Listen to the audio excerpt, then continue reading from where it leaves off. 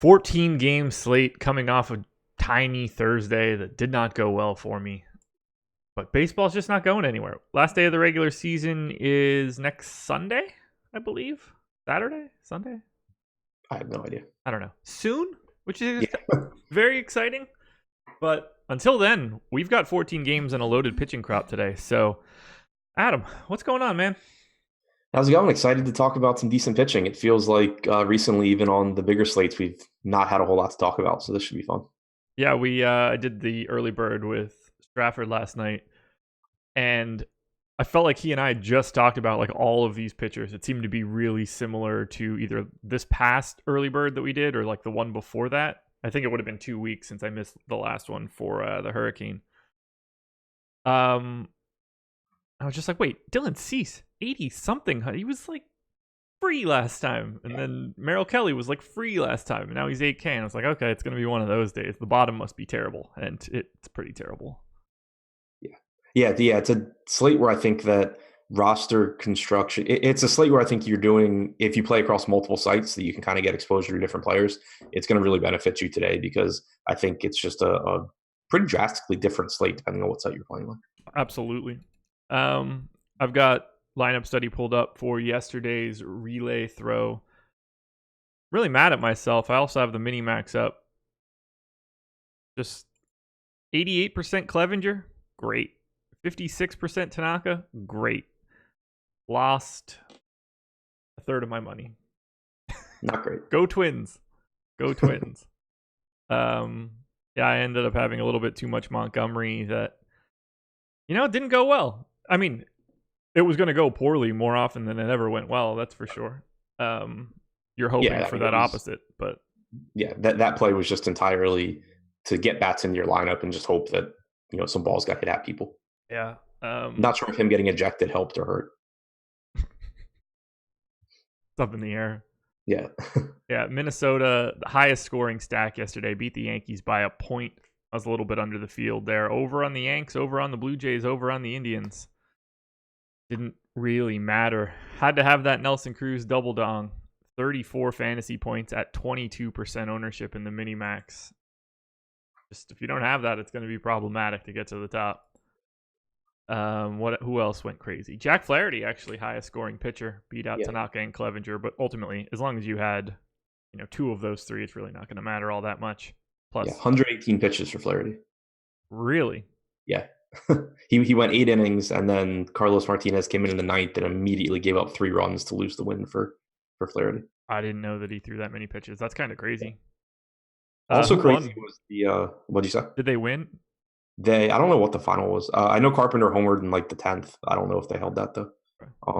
Also pretty crazy that Anthony Rizzo, I guess, was just swapped into the lineup like right before the game started. Yeah, you don't see immediately homered. It was really interesting the way that was written because it wasn't that Caratini got scratched. I think it was Caratini that ended up coming out, but I could be making that up. It doesn't matter. It wasn't that he got scratched. It was like the reverse scratch. Right. Normally you're like, oh no, I got to get so-and-so out. And in this case, it was like, oh no, I got to get so-and-so in. Yeah, exactly. And it was just crazy. Like all the reporting was like Rizzo might be done for the year, blah, blah, blah. And then like I just get an alert on my phone at 7 or whatever. It's like Anthony Rizzo now leading off. I was listening to a podcast this morning, the newest Bill Simmons podcast, and Mallory Rubin was talking about the race in the NL Central and the wild card. And she was like, and then, Anthony Rizzo is going to be out until the playoffs. I was like, nope, back last night. Safe bet, though. Safe bet. Brett Gardner, highest scoring hitter not named Nelson Cruz. What a world. 2% owned last night, too. The worst. Wow. Mitch Garver at 5,600 going for 25. So $10,800 between Nelson Cruz and Mitch Garver. And they are 2 of the 3 highest scoring hitters. Couldn't get to it. Alex said 24% Garver, 28% Cruz. So smarter than me, that's for sure. But we knew that long before those 2 numbers. Yeah. was never up in the air. Top lineup. Wow. Don't see that all that often. First 3 lineups in the relay throw. S. Doyle 8448. Took first, second, and third. Different lineups? 3 different lineups. Awesome. 3 different pitching combinations. Inoue and Tanaka is the winner. Tanaka and Montgomery in second. Flaherty, Tanaka in third. A 3-2-2 stack in the first two, and a 2-2 in the top stack, or in the third lineup. So essentially didn't stack? Basically. I mean, the stacks were Mitch Garver, Miguel Sano, and Nelson Cruz. Okay, three dongs from the Twins. So that'll certainly help. That's just, I mean, this guy threaded the needle. Garver 25, Mancini 22, LeMahieu 18, Sano 23, Lindor 17, Clint Frazier 16, Cruz 34, Puig 19. The top two lineups that this guy had were the same from hitters. All that was changed was pitchers. This is a 1v1, actually, for just rotating through the one pitcher. Inoa and Montgomery. Yeah. Both lineup. That two pitchers. That's why we played Montgomery, because this guy used the two minimum salary pitchers and hit the I don't want to say the literal nuts, because that's probably not at all what it was, but hit a perfect combination of all 8 hitters and just rotated through the two garbage pitchers, and that was enough to get him to first and second. I've done that in basketball before, and I ended up getting 7 spots in the top 10, but didn't get first. But it's really fun when it works. It just obviously doesn't work very often. Yeah. Every single hitter, 16 or higher. I mean, that's tough to do. And then to get third with a different combination, adding in Flaherty, Austin wins. It is Austin, right? Yeah. Wins, Smoke, Biggio, Nicky Lopez, Franmil Reyes. Like, it's a fully different combination of most of that, and still got there in third. I need to start studying S. Doyle 8448. Yeah, hell of a day for him. Yeah. There's 40 grand. What's the total profit? Got to be number one. 39,690. Nobody else above 3K. He picked a really bad time of the year to do that. Well, because the payouts are lower? Yeah, I mean, normally that's like 70K or something. I'm sure he's not upset. No, probably not. All right, let's get the plugs out of the way. Start with Yahoo Sports, our presenting sponsor. I just dropped the link to Emacs Spotlight Hitters and Stacks article. Oh, by the way, Cards 154. Yeah, okay. Emacs Spotlight Hitters and Stacks article is dropped into YouTube chat. If you're interested in signing up at Yahoo, checking out what they have to offer, use the information at the top of the article. You could use the promo code Awesemo. MLB Strategy's coming up for us, people. Use the promo code Awesemo to get up to $30 in Yahoo Sports rewards points. I've got their contest up right now for baseball. Starting to thin out a little bit, but NFL is where the bread's getting buttered. The 500K baller, 50K to first, $10 entry, 150 max, no CSVs. They're at 11,700 at a 55.6. You think that overlays again, right? Yeah, probably. Mid 40s or something like that? Yeah. That'll work. So, another great contest to get into. While it's not a no management fee contest any longer, if that overlays, it might turn itself into one, practically speaking. They've already filled, I think, their other no management fee contest. It was a single entry spot, so that's already done by midday Friday or early morning Friday. There's a House of Highlights free roll with $1,000 in prizes that I want to make sure that I get in, just in case I could win a SeatGeek $1,000 gift card. I'd rather have the cash, obviously, but it would force me to go to some sort of fun sporting event. Give me a reason to go buy 2 $500 tickets to go see Duke. Right. I was looking at tickets for when if my dad's down here, but that's neither here nor there. Looking at tickets to see if Duke played over the Christmas break, and they did, and tickets were just stupid expensive. Like a bucket list for him to go to a Duke game and spending $1,500 to watch them play Elon or some shit. Beat him by 600. You just have to get really drunk like 2 nights before. That's how I ended up doing that to a Redskins game once. Just spent like $1,000 drunk on like front row tickets to watch. Like, I don't even know who they played. That sounds terrible. It was like I'm waking up like the next day. It was just like, yeah, I don't feel like going through the hassle of selling these, so I guess I'll go. But I also already had tickets to the game. Now I don't know what to say. I don't think that I would go to an NFL game if I was given free tickets. It's I mean, it's fun if you're like with friends. It's not something that I would do just like because I'm really excited to go to an NFL game. Like I go to maybe one every couple of years. Yeah, I haven't been to one in a couple of years as well. Got to be decent weather, or I'm out. Yeah, it's got to be good seats. That's kind of always my thing because I would just rather watch on TV if I That's can't what I really. mean. Like the what is the selling? Unless I'm in a box, what is the selling point other than like what is going to be better than watching Red Zone with Yeah. my The own last two food and Redskins my games own drinks?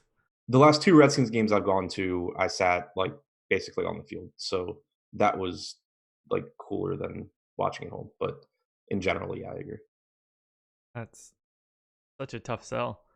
My wife and her friends go take a girls' trip to the Panthers game every year, like 5 of them. They don't know anything about football. They spend, $100 each on a ticket to pay a markup on beers, which is, essentially all they're trying to do is just have some drinks. I was like, what? Just go rent out some baller place, order fantastic food, and just spend your money elsewhere and just watch the damn game. I don't know. It's craziness. Can't do it anymore. College football, you could talk me into that stuff. You can feel it better. Yeah, I agree. I just could not care less about college sports. Oh, same. But like, if you're in a place that cares, it's going to be a lot different than going to catch a Redskins game or. But Yeah, you can feel that emotion. yeah. No, I mean I agree. Like if I could go to like I don't know Michigan, Ohio State, or like Sure. Florida, Georgia, or something like that, that's going to be better than any NFL game experience. Yeah, that's fair. I would imagine. Outside of like finals or something. I think the last college football game I saw was Penn State Notre Dame, which was I don't remember any of it, so it's fair. I think the last time I saw was probably like Maryland and the Citadel like 12 years ago, and Maryland won by like 70. That wasn't a thriller. No. Go to I Yahoo still and sign up, guys. On like 4th and 2 up by like 40. Though. That's because you're going to Redskins games. No one likes the Redskins. That would be the game that I would quote unquote want to go to, but I don't know. Unless Jason Campbell is back or they're bringing Sean Taylor back from the dead, I'm probably not going to want to go there. The at-home viewing experience for NFL is so much better unless you're in a suite. Jake nails it. Yeah. He's absolutely right. And ultimately, when you're in the suite, it's just like, all right, well, I'm just at a fancy bar with the game on behind me. MLB Strategy is the promo code 50% off your first month with us. Any monthly package you choose.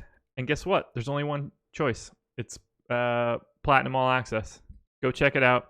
Check out our NFL, MLB, NBA, NHL, PGA, NASCAR, soccer, MMA, sports betting, WNBA, tennis, college football. Everything, guys. We've got it all. MLB Strategy is the promo code. El Negro Loco says this feels like a morning with Laffy. I think I'm just super rambly today. I've been up for a while. Coffee's flowing. I've been grinding FIFA. Just been a good day. I will leave the show before it turns into a Laffy show. It won't turn into a Laffy show. We're out of here in an hour, one way or the other, whether we're done or not. So, do you mean you would leave if I became Laffy? Like it would just get worse? Is that what you mean? Yeah, like if you rambled to that extent, I would just check out and say my laptop died. Fair enough. I mean, people would believe you. I know. You are in the shit my modem basement. Yeah, I'm back in the basement. I have a built-in excuse for any time partway through a show. I'm just over it. Yeah. Taking it old school. Shit my modem DFS is back. A hostage video behind you is ready to go. Yankees and Blue Jays, 5.3 run and I don't know if this is true. This game didn't have a line, right? There's like 4 games that didn't even have any part of a line this morning. Okay, so this one does have a line now. 10.5 minus 194. Might as well just get these things right while we're here. Yankees 181, 194, 10.5. Here we go. 6.1 run implied total for the Yanks, 4.4 for the Jays. J.A. Happ, Jacob Wagsback. Happ not really getting any ownership other than Yahoo, 7%. Blue Jays not getting any ownership other than nowhere. So no Wagsback. Do you want any Happ? No, I think that his most reasonable salary is on Yahoo, but relative to some other guys, he's still not really that appealing. Just not a very good strikeout pitcher facing a Toronto team that does have tons of power. It's just not very appealing to me. We are on the same page there. Let's talk bats. Yankees are the ones with the 6.1 run implied total, and clearly they're priced up for their talent. I like both sides of this game. The righty power for the Blue Jays could be in for a big night. What do you like more in this game? Factoring in salary, I think Toronto. Yeah. Maybe not so much as full stacks, but as one-offs or mini stacks against a pitcher in Happ that doesn't strike out a lot of guys, does give up home runs. That's a 1.97 home runs per 9 this year. I zoomed out on my screen, so I couldn't tell if it was 1.07 or 1.9, but 1.97 home runs per 9 this year. You know, you've got so much power here with Grichuk, Gurriel, Guerrero, Hernandez. You prefer Smoke from the left side, but still some power from the right side. Drury has some power. Jansen does. Not the best hitters at getting on base, but certainly plenty of power, and they're affordably priced. Yeah, they're my number 3 and 4 stack. Yankees slightly ahead of the Blue Jays, but you know the construction of the two of them is very different. So they're not super comparable from that regard. Gurriel at 4,500 is the most expensive Blue Jay. Half of the Yankees are more expensive than that. So the construction is going to be different, but Toronto, super affordable across the board. Grichuk and Gurriel both $16 on Yahoo. No one else above 11. So, stacking a full 6-man Blue Jays on Yahoo, I think would be a very interesting proposition. Just avoid Urena and you're good, I think. FanDuel, they're super cheap. Only Grichuk and Guerrero at 3K or higher. I'm going to have a lot of this game. I am not confident in J.A. Happ's ability to keep the ball in the yard. No, me neither. And on the other side, Wagsback has really struggled with right-handed power in particular this year. He's a lot of 230 ISO, 220 expected ISO, 379 WOBA to righties. Doesn't really bode well when you have to face LeMahieu, Judge, Torres, Stanton, Voit, all in the top 6 most likely. No, it does not. Favorite Yankees bet? Stanton. Yeah, it's hard to not be, right? 4,500.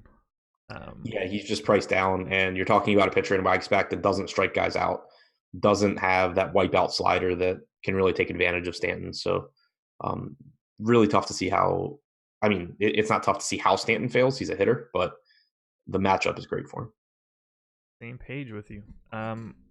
Favorite Blue Jays bat is a really tough decision, I think. It's just there's so many cheap dudes. Yeah, I think it's probably Tasker. Depends how you feel about Danny Jansen, I guess. 2,900. Yeah, I like to think that he's a better hitter than he seems to be. Yeah, I don't think there's really a question about that. Vlad's still 3,800. And they're not getting any ownership. That's the most intriguing part of all of this. The Blue Jays are 15th in aggregate ownership right now. So since last season against left-handed pitching, now granted, some of these are small sample sizes. Some of these guys haven't even been up that long. But just looking at their numbers against left-handed pitching, Bichette has a 298 ISO, Uriel 295, Grichuk 230, Hernandez 231, Danny Jansen 168, Vlad 129. Obviously, just like Bichette's not going to stay at 298, Vlad's not going to stay at 129. Yeah, plenty of power in this lineup. I'm digging this. I'm going to have a lot of Blue Jays. They are, I think, less appealing against the lefty than they were like last night against Inoa, just because Smoke's power numbers go down. You probably won't have Tellez in the lineup. Yeah. But you still have tons of power. If there's anybody else we should point out from a pricing perspective. Probably not. Teoscar for 8 on Yahoo looks really good. Yankees are really tough to get to on Yahoo. But there's just no ownership here. None at all. Blue Jays are middle of the pack on this entire slate. Yankees are 7th, so I would rather just have more Yanks and more Blue Jays compared to where they're coming in. Go to Baltimore. Orioles. Quick NFL aside, Jaguars owner wants to extend Jalen Ramsey. I bet he does. Yeah, I'm interested in what Jalen Ramsey's thoughts on that are. Yeah, extend this. Crotch grab. Orioles and Mariners. 4.9 run implied total for the O's, 4.1 for the Mariners. Is that a real line? I've seen 5-4 and 5-2. Oh, no? 10.5 total. Yeah, 10.5 total. I had 9 in here as the guess. Great work, Josh. Who the hell did you think was pitching? I don't know. I probably wasn't paying that much attention. This one happened at 7:15 a.m. Okay. Baltimore, 10.55. Duplicate. We'll get there, guys. Too many lines today. I blame the betting markets. If they would have had this stuff out, I wouldn't have to do this, you know? Let's try this again. 5.2 for the Orioles, 5.4 for the Mariners. Aaron Brooks as the long man, Felix Hernandez for Seattle. Can't imagine we're starting anybody from a pitching perspective in this game, unless you've got a really good Felix take. Nope. Bada boom. Bats. Yes. Mine's more like nah. So talk to me about who you like here, because I don't see it. I like the Orioles. I really think their lineup now is pretty solid. VR, Mancini, Santander, Nunez, Dwight Smith, Alberto, DJ Stewart. Like, these guys are all pretty strong options. If Austin Hayes is in there, same goes for him. Hernandez just isn't any good. The park is fine. Obviously, this time of year it doesn't play quite as small as it does during the summer, but really reasonable price tags with the exception of VR and Mancini. And those guys are both just good anyway. VR gives you plenty of stolen base upside in addition to his power. But I think Santander is underpriced. I think that you get pretty nice value from the Baltimore side. Oh, man, I don't... Do you like Baltimore better than Toronto? As a full stack. Really? That's a tough sell for me. I think that they're... With Toronto, I just run into guys where I'm like, yeah, I don't really want them. But, like, I want the guy before them. Whereas Baltimore, that doesn't really happen for me until, well, really ever, because, like, Chance Sisco is probably the 9-hitter, and he's fine. So he's fine as a catcher option. So I don't know. I just top to bottom, I would say I like Baltimore more.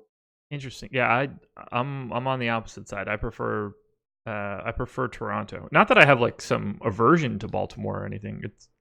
I had a ton of them last night. I assume that I still get to them again just because they'll make a lot of stacks work.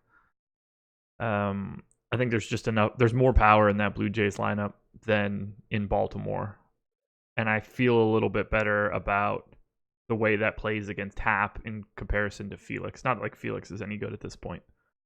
Anything from Seattle standing out to you? JP Crawford's really cheap. I think that's a solid value option. I think Kyle Seager's a pretty good option. Hits left-handed pitching fine, and then you're going to get Aaron Brooks after that. I think Narvaez is a decent option, but he's expensive. Yeah, I think Crawford and Seager are my two top plays from Seattle. Okay.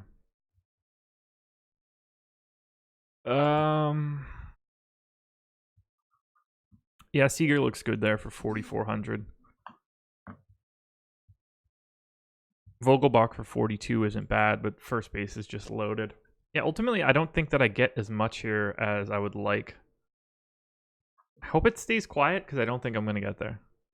Anything could happen in this game, honestly. So Baltimore numbers against right-handed pitching this year: Mancini 240 ISO, VR 191, Sisco 218, Santander 207, Nunez 195, 178 for Smith. Yeah, I just think there's more power in this lineup than people give it credit for. That's fair. And that's, excluding DJ Stewart and Austin Hayes, who Hayes is, I think, a legitimate hitting prospect. Stewart's a legitimate for the Orioles hitting prospect. That's a fun way to say that. Did you see that catch Hayes made last night, by the way? Nope. Oh, yeah, look that up. He robbed Guerrero. Toronto, I think, had hit back-to-back homers, and then Guerrero hit one over the wall in center. And Hayes just, I don't know if you remember the catch that Mike Trout made at Camden Yards like years ago, where he just went like flying across the field and like just leapt and like half his body got over the wall. But he kind of did the same thing last night. It was pretty crazy. Let's check it out. I need a house of highlights. Is there like a house of highlights for baseball anywhere? I don't know, John Boy on Twitter.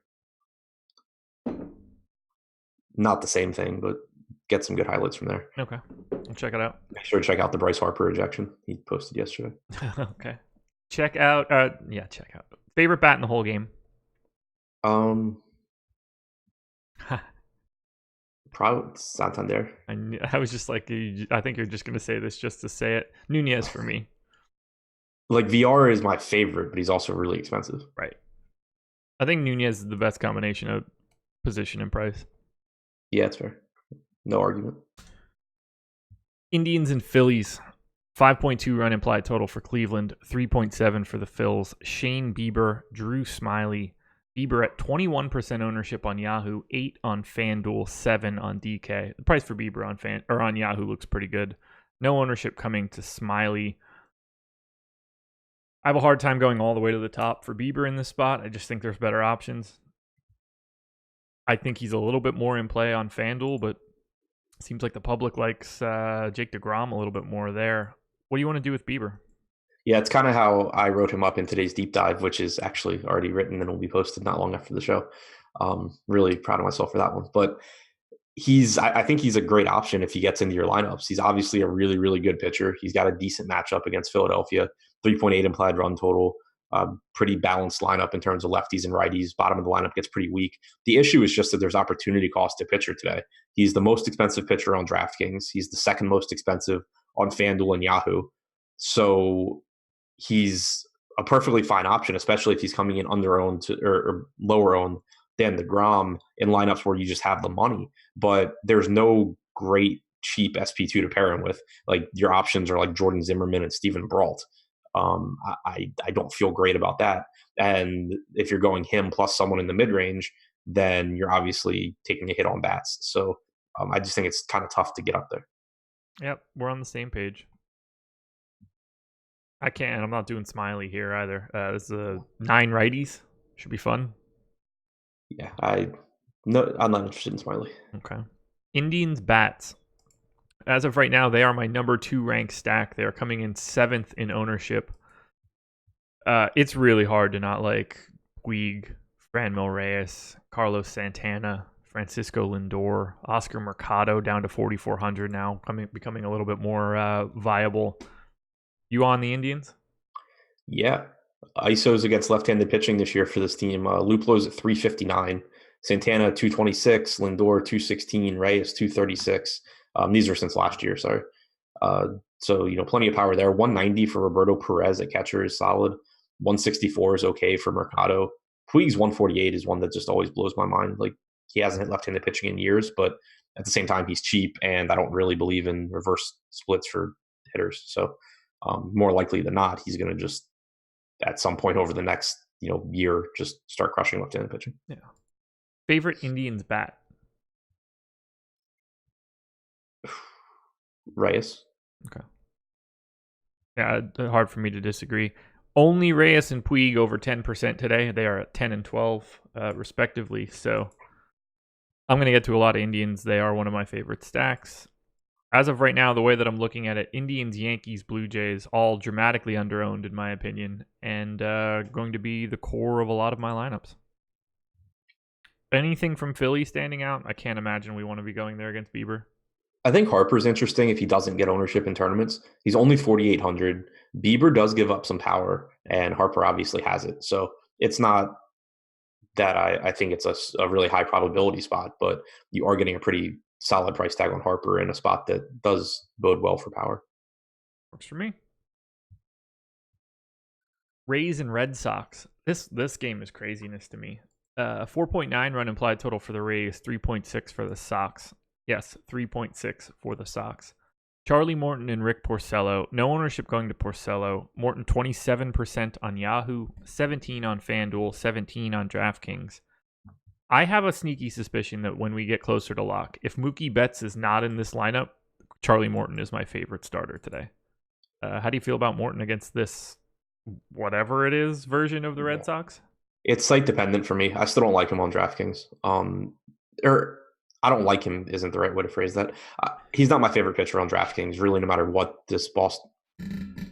But even if I don't think Mookie or JD plays, the lineup that I expect Boston to run out there, Morton's still not my favorite guy because he's a little bit more expensive than Kershaw and he's close to DeGrom on DraftKings. On FanDuel and Yahoo, where he's less than that entire group, then I do really like him.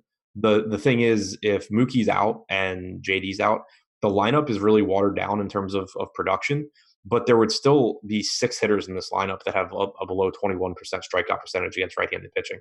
Like Devers, Bogarts, Benintendi, Holt, Moreland, Vasquez. These guys are all still difficult to strike out. They're all still above average hitters against right-handed pitching. So it's a good run prevention spot, but I don't really want to pay for that. So it's really site dependent for me on Morton. Okay. No Porcello, correct? Yeah, I'm good. Okay.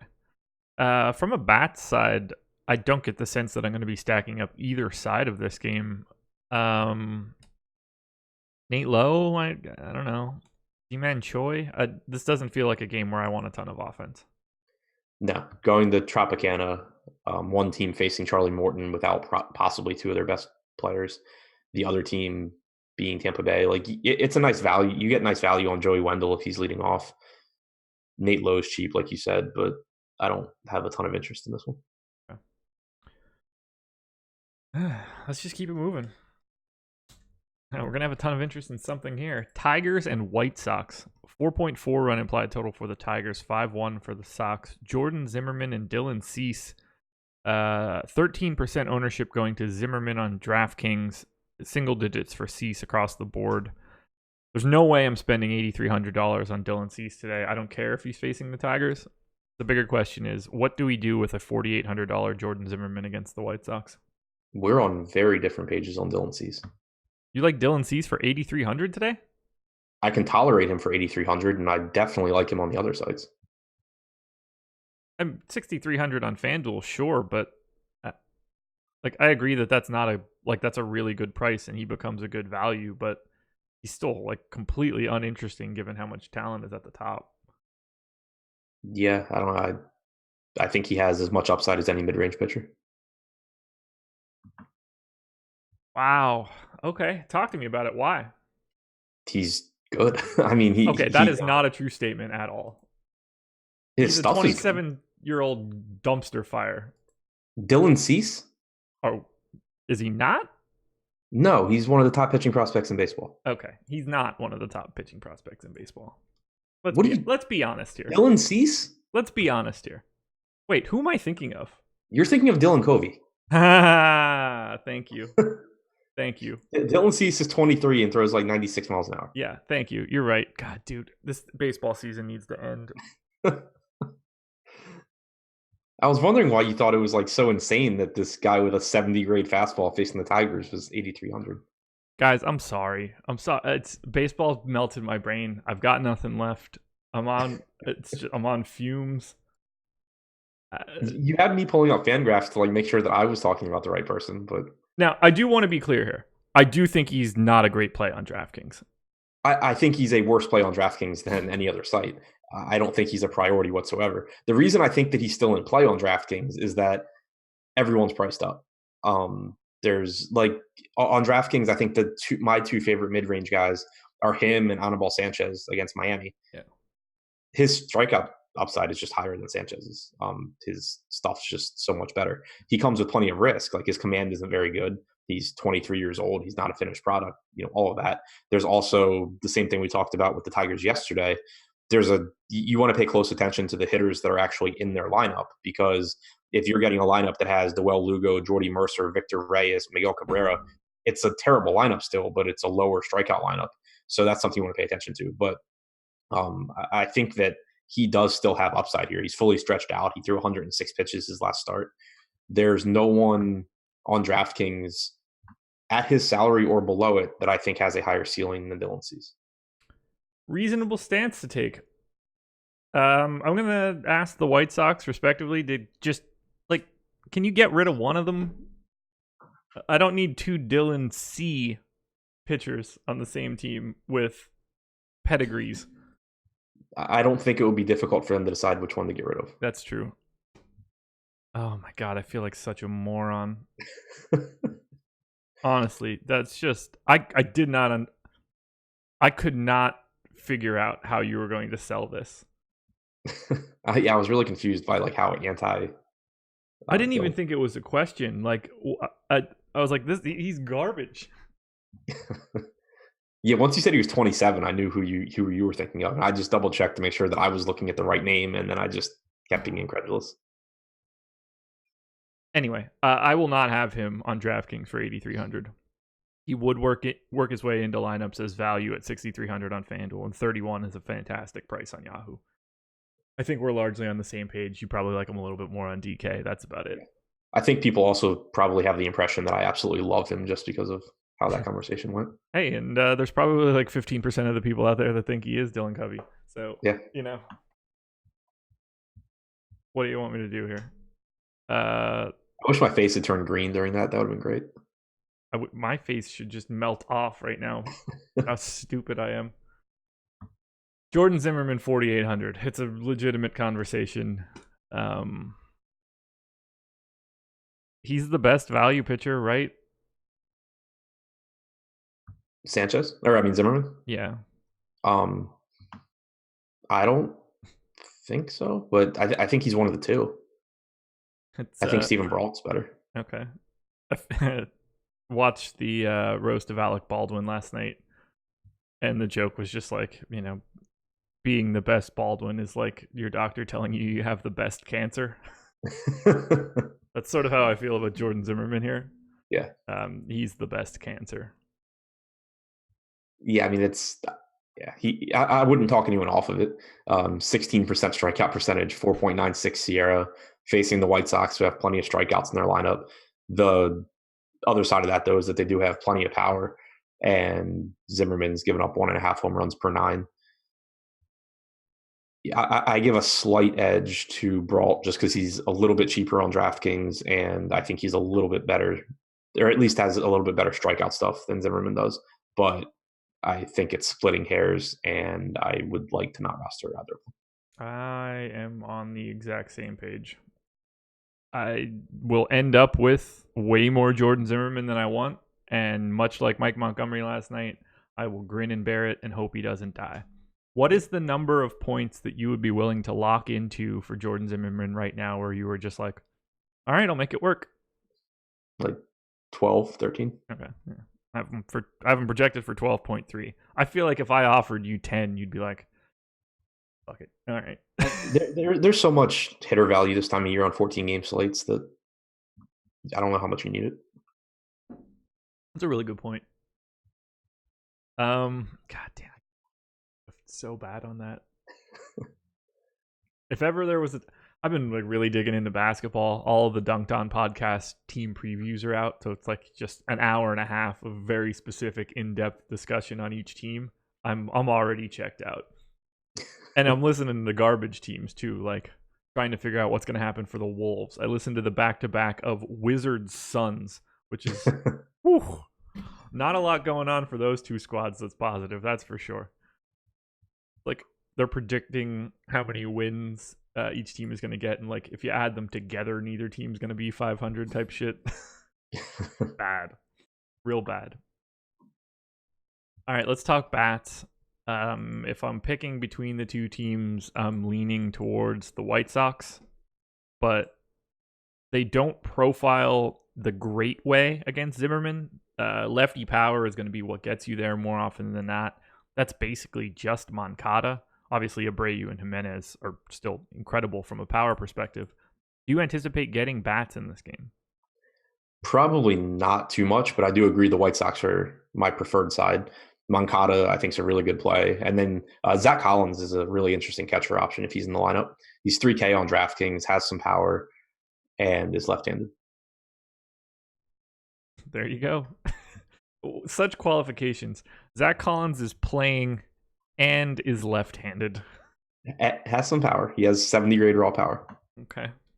It's just, that's where we're at now. We're just it's just descriptive. It's not even like analytical. Yeah, He's a man that plays baseball with his left hand. He's one of their better prospects. All I could picture is a power forward center for the Blazers. What? Oh, not Collins. Yeah. Other Zach Collins. Yeah, totally forgot about him. I'll probably play that one a little bit more than this one. God, man, Whiteside on the Blazers is going to be fun for a bit. Forgot he was there. He's going to be really good. Sure he is. Real perfect team to be on. Anyway, we'll get there eventually. 5 more weeks. Favorite bat, whole game? Moncada. Okay. Actually, at the salary, probably Collins. I'll still take Moncada. I think it's between those two. Reds and Mets. Good pitching spot here. Is that total real? I guess Luis Castillo's weird. 3.6 run implied total for the Reds, 4.3 for the Mets. Luis Castillo, Jake DeGrom. Castillo not getting much love. 10% on Yahoo, 8 on DK. DeGrom getting a ton of it. 34 on Yahoo. 20 on FanDuel, where he's the most expensive pitcher. And 30 at 11.6. Second most expensive pitcher behind Bieber on DraftKings. I like him a lot here. I didn't expect him to get this much ownership, though. Yeah, I like him a lot, too. I basically said the same thing about DeGrom as I did about Bieber. I really like him. I'm really happy getting him in the lineups. I think he's really good. I think the spot's fine. You have some tough strikeouts on the Reds, like Votto, Iglesias, but you also get some high strikeout guys like Suarez and Aquino. It kind of balances out. And DeGrom obviously is just really, really good.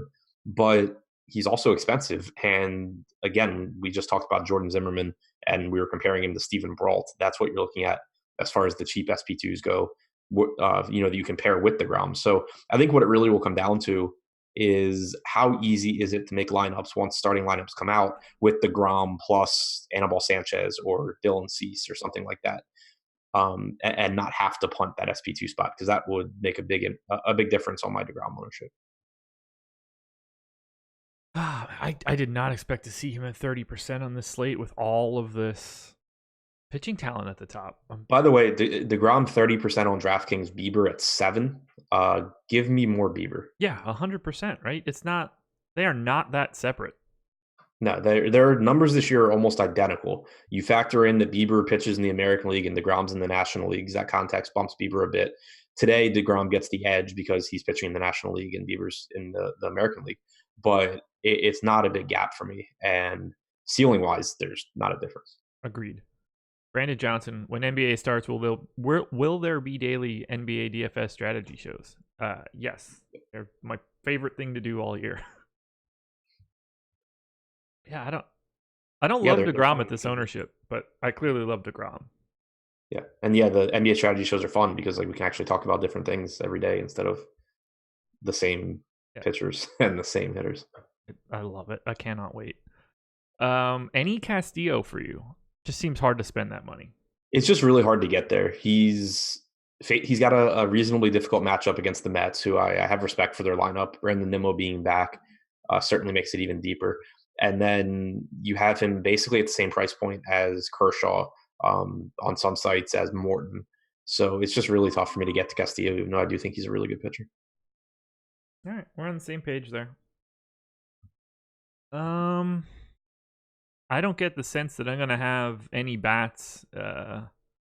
Brian O'Grady just hiding there at flat 2K, hitting 8th, but a lefty with potential for power. I don't really want anybody else, though. Bobby Cano for 3,500. I don't know. This isn't a game for offense. Yeah, it's not one that I'm super interested in. I mean, both leadoff hitters, Nimmo and Van Meter, are cheap. The park's good for power. It looks like it's supposed to be in the low to mid 80s, but I just think both pitchers are so good. Yeah, we're on the same page. Keep it going. Marlins and Nats. 3.6 run implied total for the Marlins. 5-3 for the Nats. Bobby Duggs for the Marlins. Anibal Sanchez for the Nats. Nobody going to Bobby Duggs, although he is the flat minimum on Yahoo. Anibal Sanchez, a little bit different. $38 on Yahoo, 19% ownership. 8,300 on FanDuel, just kind of unappealing. 8,100 on DraftKings, 23% ownership. He is, without question, the clear mid-tier option and should be a cash consideration because it's Miami and Miami. Yeah, Sanchez, I think, is a good option. I just have trouble getting him ahead of Dylan Cease in tournaments, especially when you look at the ownership. On DraftKings, we have Sanchez at 23%. We have Cease at 5%. Cease has a 24.2% strikeout percentage. Sanchez has a 19% strikeout percentage. Sanchez has a 5.12 Sierra. Cease has a 4.72 Sierra. It's really tough for me to prefer Sanchez where they're the same price or similar prices on DraftKings. And then on FanDuel and Yahoo, Sanchez is way more expensive. So I like Sanchez. I think it's a good matchup against Miami. There should be probably 6 righties in the lineup. He's held them to a 285 WOBA this year, but he still only struck out 20% of them. And while Miami will help that, I just think that the ceiling on Sanchez is a little bit lower than it is on Cease. I agree with you there. The floor is fantastic here. Sure. He should just be able to do very casual Anibal Sanchez type stuff. Yeah, I just also don't believe in pitcher floors. So, what do you mean? Run prevention is so lucky from game to game. Like, I think that strikeouts give you a higher floor than ability to limit contact or whatever Anibal Sanchez does, or limit quality contact. Like, sure, but he's not like a no strikeout guy. No, but he's a below average strikeout guy. Yeah. Yeah, I just think like if Anibal Sanchez gives up a random 3-run bomb to take your pick of terrible hitters on the Marlins, it's really tough for him to pay off an $8,100 salary. Yep. If Dylan Cease gives up a 3-run bomb, he's paying that off more often than Sanchez is just by striking out 4 out of the next 6 guys. I'm with you. I don't necessarily think it fits totally for Sanchez just because I think he's better than what we're talking about. But I agree in those like 5K type guys where they like the Jordan Zimmermans of the world that really don't have strikeout upside. Sanchez is like functionally okay at it. Yeah, like Anibal Sanchez has a lower strikeout percentage than Merrill Kelly. Okay. What is his K rate right now? 19. Okay. It's 20.3 against righties, so it's a little bit of a bump. But okay. Yeah, I mean, he strikes out less guys than Happ, than Lauer, than Kelly. It's barely higher than Felix Hernandez. That's fair. So what do you think of the 23% ownership on him right now? I would rather, like, let's say that correct's not the right word, but I'll use it. Let's say the correct roster construction is 30% of ownership allocated to Sanchez and Cease, or 28%. That's what we have them projected at right now. If I had to give one of them 23 and 1 5, I would rather give 23 to Cease. That's fair. I don't mind that. I think that the way it would actually play out for me is that I would get them around the same ownership. So I'd be overweight on Cease, underweight on Sanchez, but not, 5 times the field on Cease and 1/5 the field on Sanchez. But yeah, just out of the two, I prefer Cease. Okay. Nats bats, I think they look solid-ish today, but the park is a really difficult sell. While I think that they grade out pretty well, they're still like my 8th best team, and I just don't think that there's enough value here to get really excited. Yeah, I think I'm there. Like, I always like the Nats just because they have so much power, and they also have the ability to put the ball in play, which with the baseballs now, I think is something that kind of goes overlooked. Like, putting the ball in play just gives you upside at this point with how those balls fly. So if they're not going to get any ownership, then sure, give me some Turner, Rendon, Soto, Cabrera, Zimmerman, against Robert Duggar. But it is a bad park still. Okay. Anything else in this game? Actually, so I guess there's a chance the roof is open. It looks like it's only supposed to be like 82. I don't know if it will be or not, but if it's open, it makes it a better hitting spot. Somebody call friend of the program, Manny Laura, and figure this out. Manny will be up immediately after this. with Chris Randone talking Fantasy Cruncher for Week 3 in the NFL. We will have, let's see, what's up after that? That's 11. Sports betting show. Nolan Kelly, Ben Rasa, and Jordan Frank talking your NFL best bets for Week 3. At 1 o'clock Eastern, we're going to get the boss man Alex Baker and Nolan Kelly talking Yahoo NFL strategy. Deeper dive, I don't know who's on it. Alex, Spags, and you? Laffy instead of you? Laffy instead of me. Okay, so Spags doesn't need to do that show then. Anyway, Alex will be on the deeper dive, and let's be honest, that's the only guy anybody cares about. And then live before lock, myself and Jake. Totally no sold the fact that I said that no one's going to care about you being on the deeper dive. I'm pulling up on Yeah, the Andy Duffy depression, so I was taking your rambling as a chance to read. I don't blame you. Braves and Giants, 5.5 run implied total for the Braves, 3.9 for the Giants. Fulton Nevich and Tyler Beatty. No ownership going to Beatty. Essentially no ownership going to Fulte. Now, if the game were in San Francisco, it would look a bit different for pitching, but for this spot, 9,400 for Fulte is a pretty tough sell. 7,700 on FanDuel, I think, is pretty appealing in the mid-tier, but doesn't really feel like a pitching game for me. Yeah, same. Fulte against the Giants is fine, but I don't want to pay 9,400 for it. On FanDuel, where he's 7,700, it's all still relative. I would rather roster Sanchez for a little bit more. I would rather roster Cease for a lot less. So yeah, it's just not a super appealing spot. Tyler Beatty, obviously a really tough matchup for him. Struggles with lefties, struggles with left-handed power, and now gets a team full of it.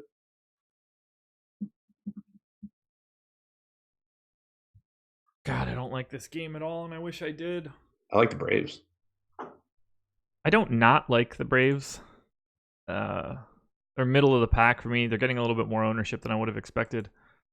Although a lot of that is just in $4,900 Freddie Freeman, which I cannot complain about at all. That's an insane price. Yeah. $3,900 for Markakis looks good too. The lefties in this lineup are all cheap. Yeah. Yeah, I mean, McCann at 33. Yeah, that's the lefties look really good here. Yeah, Beatty's allowed a 204 ISO to lefties, 16.5% strikeout percentage.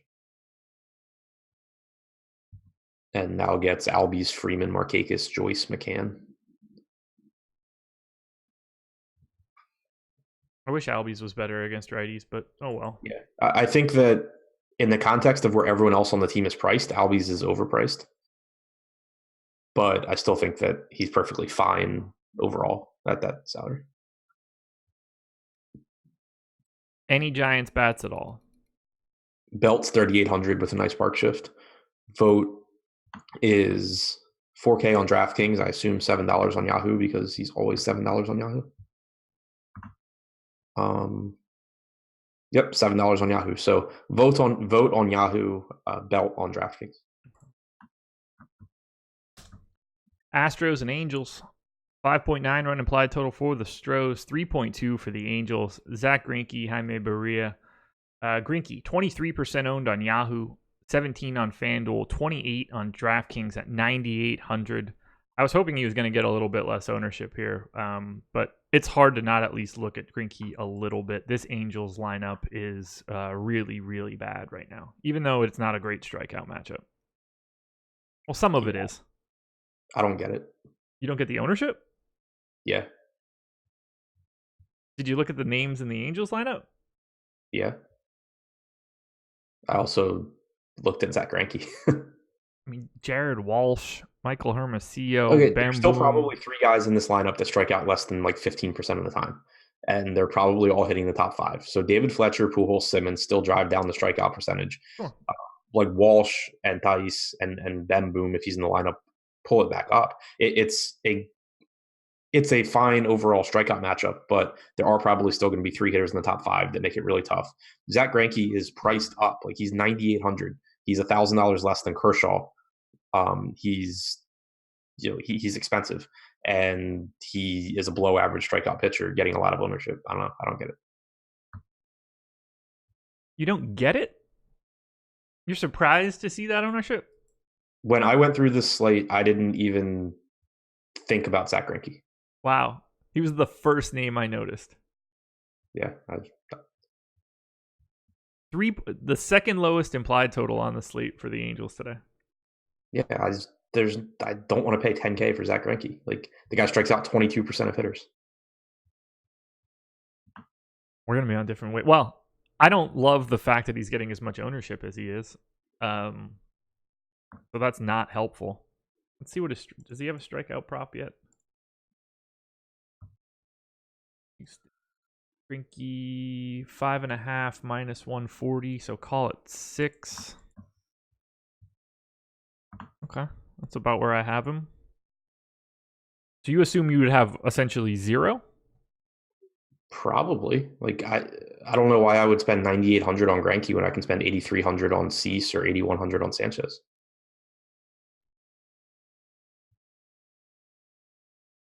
I think the only way Greinke would get in my lineups is if I just have a lineup and I have 9,800 a pitcher and I can't get it to Kershaw. Interesting. I do like Kershaw. I think that Kershaw and Greinke are super close, with Kershaw having like a much bigger ceiling. It's weird. I like the $9,800 price tag for Greinke. Yeah, I don't know. I also just never roster Greinke. So that's fair. I mean, yeah, and even like Yahoo, he's $50. Yeah, I don't Kershaw like that. 50. I don't like the 50 on Yahoo. How do you feel if one of Fletcher, Pujols, or Simmons is not in this game? It gets a lot better. Okay. Now look at the steamer rates for the Angels. Goodwin 28, Walsh 31, Hermosillo 31, Bemboom 25, 149 aggregate ISO, and 87 aggregate weighted runs created plus. This is just a dirt, garbage, awful offense. Yeah, it's a good matchup. I just don't think. I think Greinke's priced for it. I think Greinke's an $8,000 pitcher. That's fair. Astros bats. Michael Brantley's 4,400. That's great. I thought that I would like them more here. I like the righties, I guess, but what do you want to do with Houston? And I should say like 85 to 8,800 on Greinke. 8K, I would play him every day. But yeah, it's a pretty nice spot for Houston. Barria struggles with right-handed power in particular. You have plenty of it in this lineup, not to mention the lefties and Brantley and Alvarez that are really good. There's just a lot of good offenses too, though. So I like Houston. I think that it really comes down to ownership between like Houston, Atlanta, Washington, the Yankees, like all these teams with similar run totals.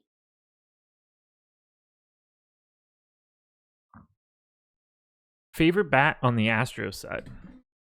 Same as always, Bregman. Yeah, I'm with you. Any Angels bats against Greinke? Probably not. Twins and Royals.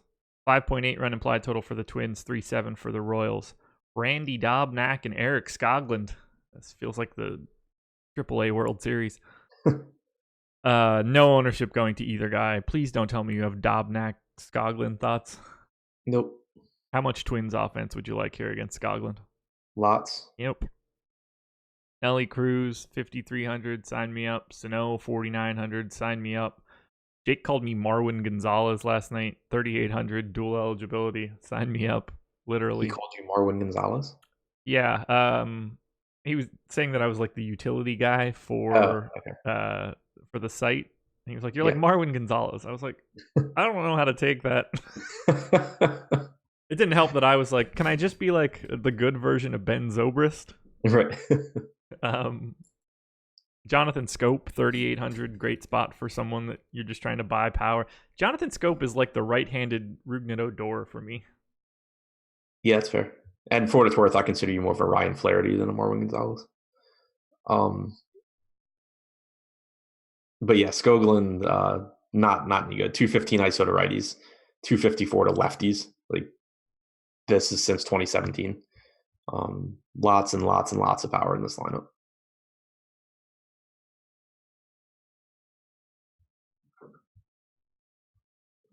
Favorite Twins bat? Cruz. Yeah. It really doesn't matter what his price is, does it? Nope. You're just paying for likelihood of a home run. Or 2 or 3. Right. Yeah, it's got to be Cruz. Anything at all from the Royals against Mr. Dobnak? I don't think so. They're just not really that favorably priced. Only 3.9 implied run total. Get out of this game. Go to the Brew Crew. Brewers and Pirates, 5.2 run implied total for Milwaukee, 3.8 for the Pirates. Chase Anderson and Steven Brault. Only ownership coming in here is Steven Brault, $4,300, 18% on DraftKings. Brault looking like the other pay down option, along with Jordan Zimmerman. I think he's slightly worse than Zimmerman in this spot. What do you want to do with Brault? I would like to just find ways around this salary range, but if I go to the bottom, he is my preferred option. I like him a little bit more than Zimmerman just because he is a little bit cheaper. He has a higher strikeout percentage. We know Christian Yelich isn't in the lineup for Milwaukee. There's a chance that Lorenzo Cain won't be either. He left last night's game early. If that's the case, you're starting to get a pretty watered down lineup. He's not any good, but he has decent stuff to where if he's locating, he can be tough to hit. It's just that he's not very good at doing that, and it doesn't happen very often. But 18.4% strikeout percentage compared to 16.1 for Zimmerman. 9.2% walk percentage also isn't great. Gives up home runs, but I think, like I said earlier, I think it's splitting hairs between the two. He's a little bit cheaper, and he has the higher strikeout percentage, so that's enough for me to give a little bit of a bump to him. Okay. What do you think of Chase Anderson at $30 on Yahoo? Just too crappy of a strikeout matchup? Yeah, terrible strikeout matchup, and I just don't think he goes deep enough. They've been pulling him at 4 innings after like 60 pitches for like 3 starts now. They're basically just using their bullpen every chance they get. His last 3 starts, 4 innings in all of them. In his most recent, he gave up 1 hit, struck out 6, and was taken out at 64 pitches. Oh, sorry, it's 4 straight starts now. He's thrown 4 innings. Gotta love it. Yeah, I mean, I just have no reason to be interested. Brewers bats up against Brault. Ryan Braun stands out. Yeah. Lorenzo Cain stands out for me at 4K if he's leading off. Yeah, I think he's questionable for this one, but obviously if he's in the lineup, it's a good play. Braun would be my favorite, though. Okay. Tyler Austin's 4K.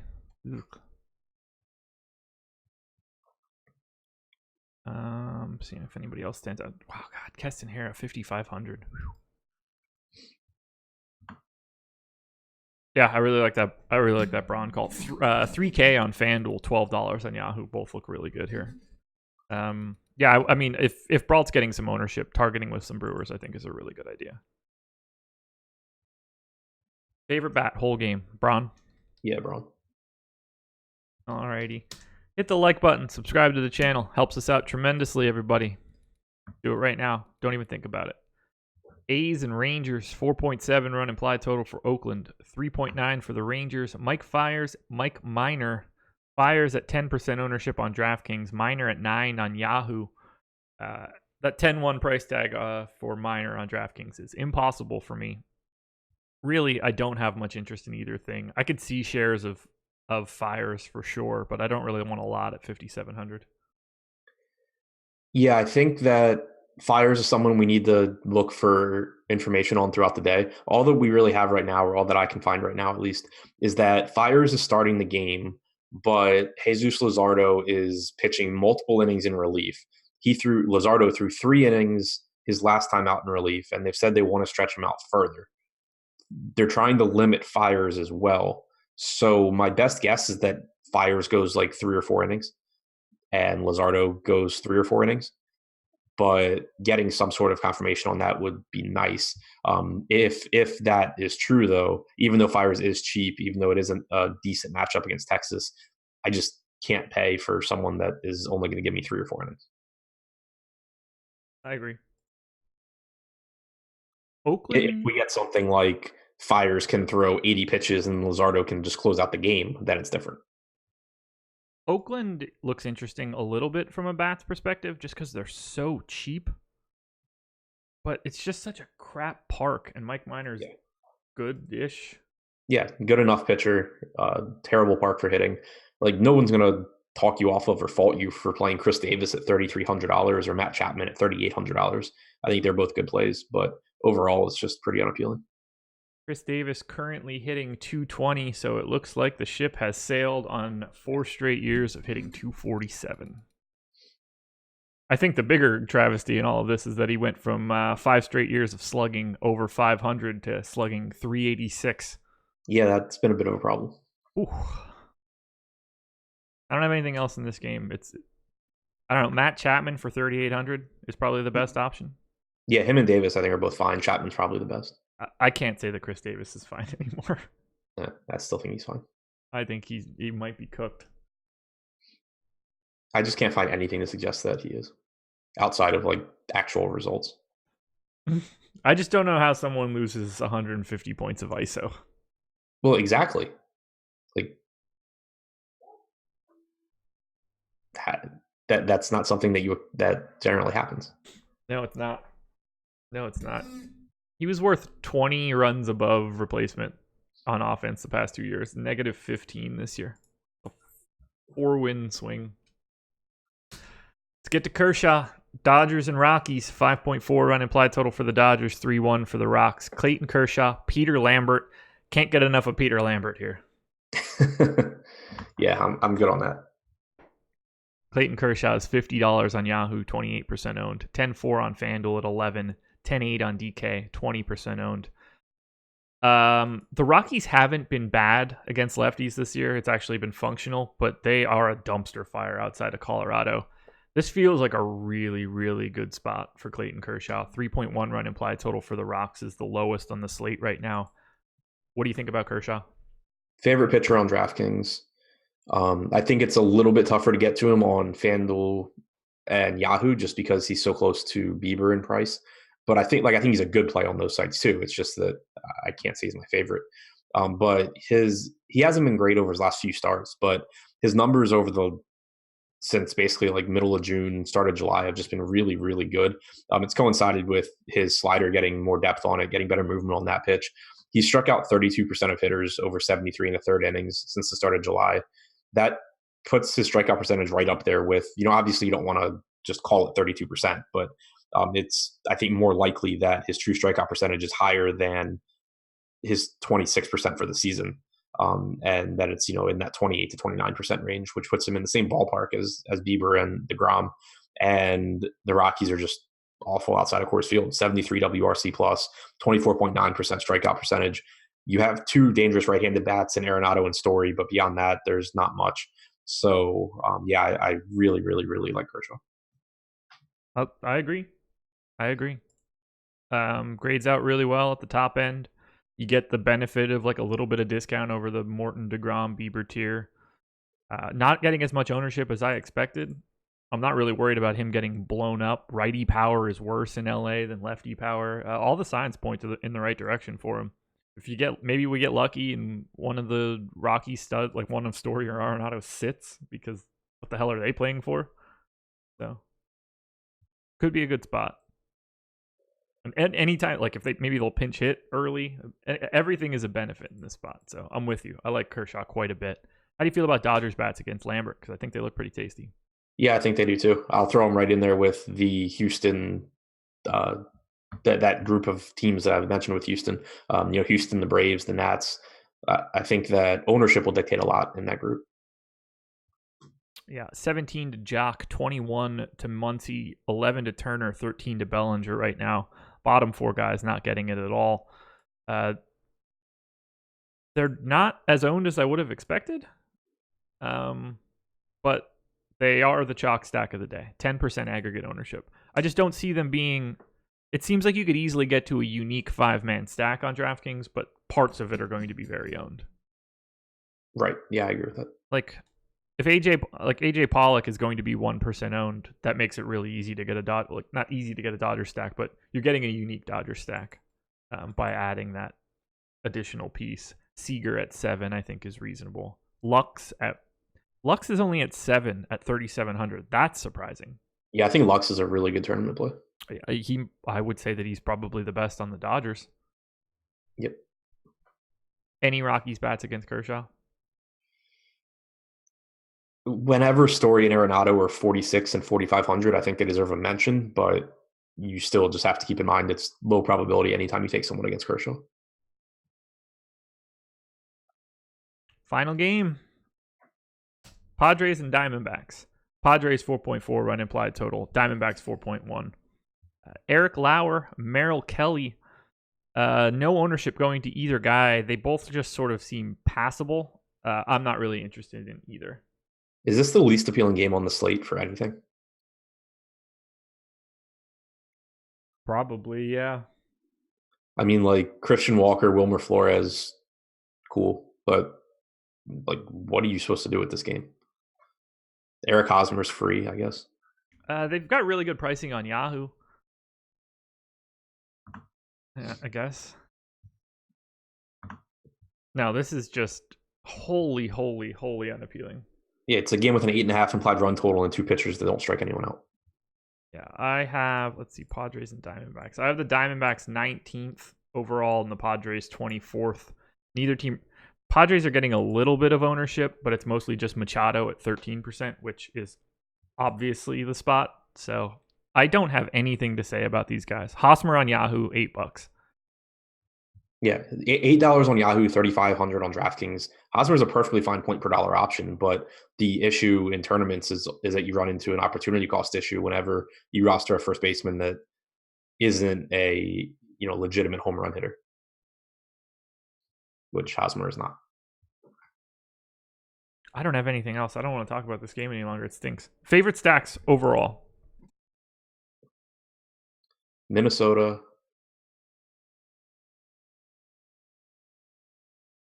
The Yankees. Atlanta. Okay. Astros, Indians, Yankees, Blue Jays for me. And that is it. Guys, hit the like button, please. Coming up in 10 minutes, Chris Randone, Manny Laura talking NFL. The Awesemo Odds boys coming up at noon. Yahoo Strategy at 1. Deeper Dive at 5. Live Before Lock at 6. It's the biggest day of content we have, everybody. So stay tuned to the awesemo.com YouTube channel. We are going to be pumping it out today. Hit the like button. Subscribe to the channel. Adam, anything else? Nope. Deep Dive will be out earlier than normal today. There you go, everybody. Enjoy it. We're going to get out of here. Good luck tonight.